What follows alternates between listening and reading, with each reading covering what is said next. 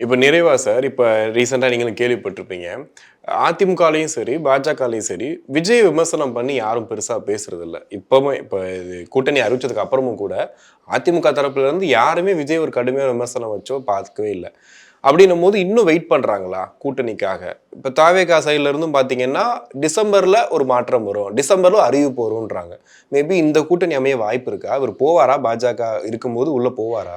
திமுகவை எதிர்ப்பதற்காக எந்த எக்ஸ்ட்ரீமான எல்லைக்கு நான் போவேன், எந்த எல்லை வரைக்கும் வேண்டுமானால் நான் போக தயாராக இருக்கிறேன் அப்படின்னு பகிரங்கமாக விஜய் பேசியிருக்கார். அப்படின்னா என்ன அர்த்தம்? எந்த எல்லைக்கு வேணாலும் போவேன்னா என்ன அர்த்தம்? பாகிஸ்தான் எல்லைக்கு போக போறாரா? சைனா எல்லைக்கு போக போறாரா? இல்ல, பாஜக எல்லைக்கு போறாரு. ஆனா கொள்கை எதிரின்னு சொல்லியிருக்காரு. அவருக்கு ஏதுங்க கொள்கை?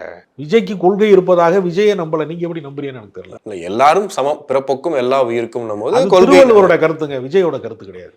திருவள்ளுவருடைய கருத்து. விஜய் அந்த கருத்தை பின்பற்றுவதாக சொல்லிக் கொள்கிறார்.